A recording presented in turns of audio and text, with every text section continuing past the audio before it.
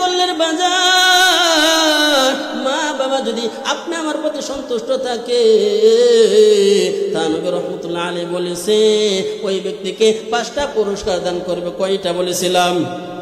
1 নম্বর বরকতের হায়াতের জিন্দেগি দান করবে, 2 নম্বর সকল প্রকার আপদ বিপদ থেকে হেফাজত করবে, 3 নম্বর হলো আল্লাহ পাক রব্বুল আলামিন আপনি আমাকে সম্মানের মালিক বানাইবে, 4 নম্বর হলো আল্লাহ তাআলা হজ করার তৌফিক দান করবে, 5 নম্বর হলো আল্লাহ তাআলা আমাকে শেষ বিদায়টা কালিমা পড়াইয়া কবরে নেবে। সুবহানাল্লাহ।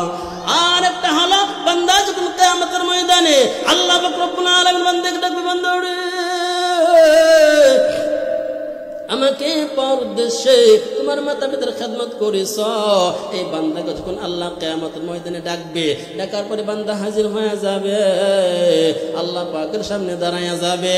আল্লাহ পাক রব্বুল আলামিন এই ব্যক্তিকে ডাকবে, ডাকার পরে ডান হাতে আমলনামা দিয়ে বলবে, বন্ধু তুমি তোমার জান্নাতে চলে যাও। আল্লাহ পাক রব্বুল আলামিন যখন বলেন তো ডান হাতে আমলনামা পাওয়ার পরে বান্দার মনটা খুশি না ব্যস্ত থাকবে? আরেকটু জোরে বলেন, খুশি না ব্যস্ত? এই বান্দার ডান হাতে আমলনামা দেওয়ার পরে আল্লাহ পাক রব্বুল আলামিন বলবেন ওয়াল্লাযীনা ইত্তাকাউ রাব্বাহুম ইলাল জান্নাতি যুমারা حتى إذا جاءوها وفتحت أبوابها وقال لهم خزنتها سلام عليكم طبتم فادخلوها خالدون। الله رب العالمين بندك بالبندوري আজকে তোমার আমলনামা নিয়া জান্নাতে চলে যাও। এই কথা বলার পরে আল্লাহ পাকের হুকুমে বান্দা পাগল পারা হয়ে দৌড়াইয়া চলবে জান্নাতের দিকে। যত দৌড়াইবে দেখবে একটা গেটের মধ্যে মায়ের নাম, আর একটা গেটের মধ্যে বাবার নাম, তার বাবা মার জান্নাতের মধ্যে। আল্লাহ পাক রব্বুল আলামিন হুকুম করবে, বান্দা রে আজকে তোমার জান্নাতে যাইতে পারো।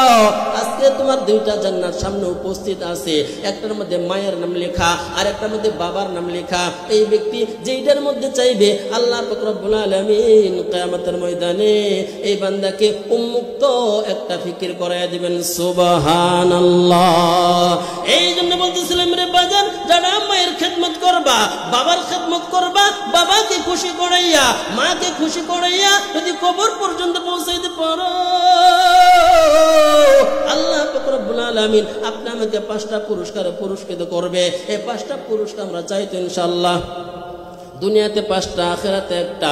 এই 6টা পুরস্কার মালিক আমরা কে কে হতে চাই? একটু জবান দিয়ে বলেন আল্লাহু আকবার। 2টা হাত উঠে আল্লাহকে দেখে, আল্লাহ আমরা 6টা পুরস্কার চাই। জোরে বলেন আল্লাহু আকবার। আর একটু জোরে বলেন আল্লাহু আকবার। এই জন্য বলতেছিলাম রে বাজান, এখন এমন একটা সময় হয়ে গেছে সন্তান মাকে চিনে না, বাবাকে চিনে না। 2-4 দিন গেলে সুন্দর একটা টুনটুনি বউ পাইয়া মাকে বলে যায়, লাইলিকে পাইয়া মাকে বলে যায়, বাবাকে বলে যায়। বলেন তো আপনাদের সমাজে এরকম যুবক ভাইরা আছে না নাই? জোরে বলেন, আছে না নাই? এই জন্য কিতাবের মধ্যে এসেছে তুমি যে আচরণ করবা মায়ের সাথে, এরকম ভাবে তোমার সন্তান তোমার সাথে আচরণ করবে। কিতাবের মধ্যে এসেছে এক সন্তান বাবাকে বাটি দিয়ে মাইপা বাদ দেয়। কি দিয়া? বাটি দিয়া বাবাকে মাইপা দেয়। এখন দাদা নাতিনে কথা কয়, দাদা রে খুব তো কষ্ট হয়, নিজের অধীনে কোনো কিছু নাই, সন্তানের অধীনে যখন সব চলে যায়, বলেন তো মা বাবা অসহায় হয় কিনা? নাতিনদের সাথে গল্প গুজব করে, বলে বাইরে আমার তো যেই বাদ তোর মাইতে আমার তো পেট ভরে না। নাতিন একদিন হঠাৎ করে দাদাকে একটা বুদ্ধি দিল, দাদা যেই বাটি দিয়ে আমার আম্মা জান তোমাকে বাত মাইপা দেয়, এই বাটিটা ভাঙ্গা লাও। কি করো? ভাঙ্গা লাও। আরেকদিন খাইতে বসে, খাওয়ার পর হঠাৎ করে টেবিল থেকে বাটিটা ফেলাই দিয়েছে ইচ্ছা করে। যখন এই বৃদ্ধ বাবার সন্তান সারাদিন ডিউটি করার পরে সন্ধ্যায় বাড়িতে আসছে, বউয়ের চিল্লানি ঘরের মধ্যে কোনো কিছু আর